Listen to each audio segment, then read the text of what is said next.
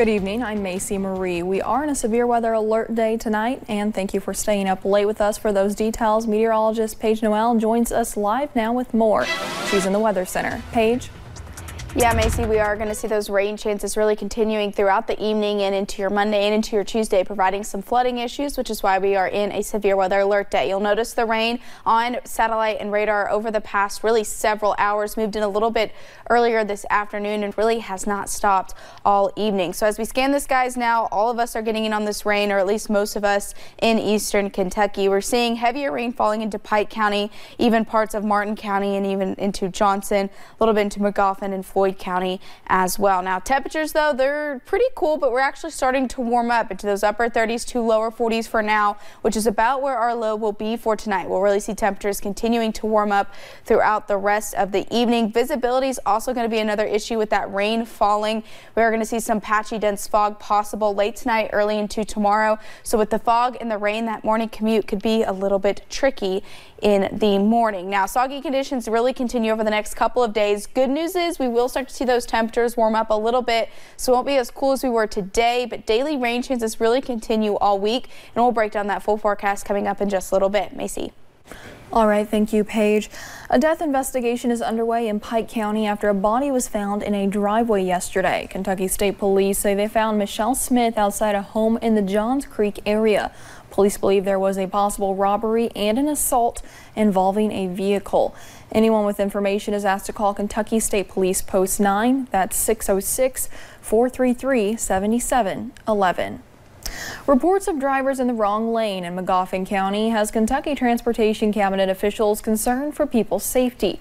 The divided highway, where 2 lanes turn into 4 heading east to Salyersville, has caused many a headache. WYMT's Taylor Upchurch has more.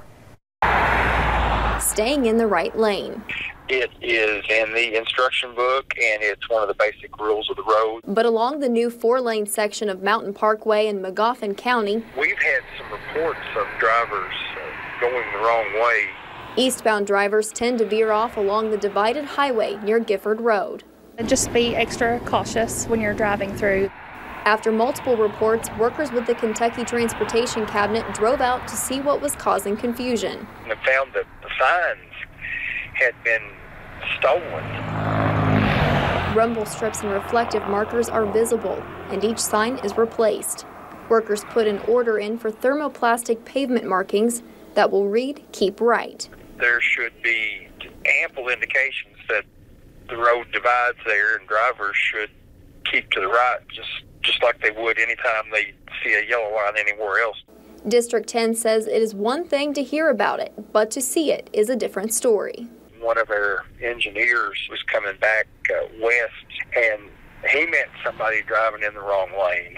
Though some may need to read up on their driver's manual, luckily not all forget the basic rules.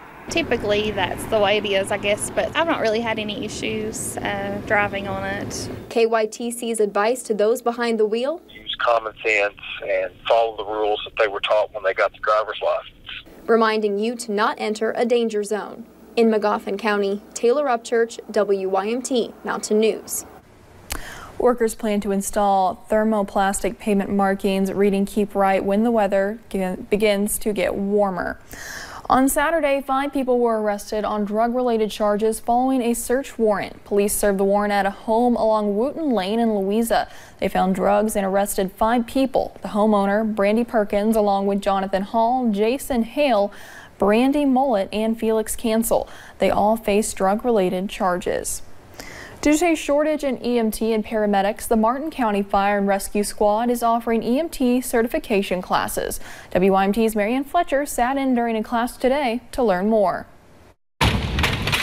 A shortage of those who save lives. It's been something that I've been passionate for my entire life. For more than 10 years, Captain Nick Endicott has held an EMT basic certification. You are on the front line of helping people day to day. Due to the shortage, trainers with the Inez Fire and Rescue Squad are offering those life-saving classes. Currently, there's a high demand for our EMTs in the area. It's a job that can sometimes be stressful. The 14-week online hybrid classes allow trainees to work another job while obtaining their certification. I've got 3 sons. I was working a full-time job. Rebecca Carter graduated from the program and immediately started her EMT career after passing the National Registry. The hands-on skills training that you learn in class will prepare you. And now her 18-year-old son is enrolled in the classes. It helped me to inspire my son to further his education and possibly have a career in this. Captain Endicott says trainees can learn multiple skills through the class. Anything from minor splinting of a broken or sprained limb or joint. It could be as simple as oxygen therapy. While Carter says the skills are vital to every community. You have the potential to, help save somebody's life. Saving lives and the economy. In Martin County, Marianne Fletcher, WYMT Mountain News. Captain Nick Endicott says you do not have to work as an EMT after you complete the classes. Having those basic life-saving skills could come in handy at any time. A 93-year-old man was rescued after he was trapped in his car for at least 8 hours. He was rescued by emergency workers and another driver. Late Thursday night, a driver saw lights in the woods and called 911. When officers arrived, they found a car driven by Carl Kiwan. His vehicle fell off the roadway just before a guardrail, traveled down a steep hill through a farm gate and into the woods before coming to a stop. He was alert, disoriented. He was very cold to the touch with the dropping temperatures. Carl Cowan's family says he's still recovering from the trauma. They say he will no longer be driving. He was okay besides a few bumps and bruises. And his family says despite being 93, he often drives on his own. It's an exciting time in the Coalfield region with Pikeville at the epicenter for regional growth. The 5th annual Pikeville Medical Center Heart Ball drawing 600 patrons for an exquisite black tie affair. Complete with a masquerade theme, the community came together to support the visionaries whose mission is to bring high-quality health care in a Christian way. Help us fund our cardiac care center. We're getting ready to build, as we've announced recently, our new Heart Institute. At the silent auction, everything from year-round getaway packages to prime Kentucky bourbon up for grabs. The Heart Ball raised more than $350,000 for the Heart Institute, which will open in 2020. Ohio's Department of Natural Resources says its Forestry Division expanded its forest fire protection area to include all part of 43 counties in the state. The expanded area contains roughly 580 fire departments. The previous wildfire protection area was determined back in the 1970s. The expansion also lets more rural fire departments get assistance with wildfires. Virginia Governor Ralph Northam says he's not going anywhere. The embattled lawmaker told CBS News that he will not resign despite an uproar over his use of blackface as a young man. CBS's Nicole Killian reports from Richmond, Virginia. More than a week after admitting he wore blackface in college, Virginia Governor Ralph Northam told CBS This Morning's Gayle King he intends to finish his term. Yes, I have thought about resigning, but I've also thought about what Virginia needs right now. And I really think that I'm in a position where I can take Virginia to the next level, and it will be very positive. The governor said he has grown since this picture appeared on his 1984 yearbook page. He said the same thing about Attorney General Mark Herring's use of blackface. Northam refused to call for the resignation of Lieutenant Governor Justin Fairfax, who's accused of sexual assault by 2 women. Fairfax says he's innocent and wants the FBI to investigate. If these accusations are determined to be true, I don't think he's going to have any other option but to resign. Governor Northam's refusal to step down was greeted skeptically by other Virginia lawmakers. I understand that he's feeling contrition, that he's feeling regret, but we need somebody who can not only address the wrongs of the past, but take Virginia into the future.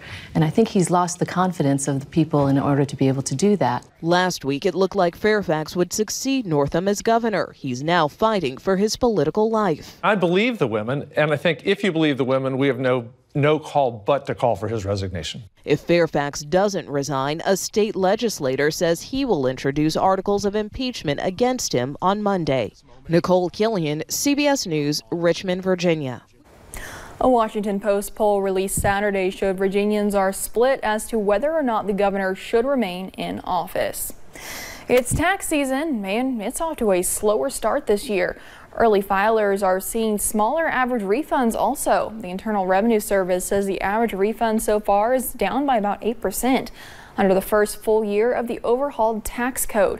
The total number of returns received by the IRS also dipped during the first week of the season, which ended on February 1st. This tax season will be watched closely for the real impact of the GOP-led tax overhaul in 2017. It's a critical week for border security talks, with only days left before Thursday's deadline to avoid yet another government shutdown. Last month, President Trump signed a short-term spending bill to fund the government without funding his border wall. Congressional negotiators' goal was to work out a bipartisan deal before the deadline, but so far, negotiations have stalled. New York Senator Charles Schumer announced today he will introduce a bill that will hold international chemical and pharmaceutical companies accountable for exporting fentanyl into the U.S. Schumer says tens of thousands of Americans die annually from fentanyl overdoses. We all know what fentanyl is. It's one of the deadliest drugs that we have ever come across. It's a synthetic opioid. It's 50 to 100 times stronger than heroin.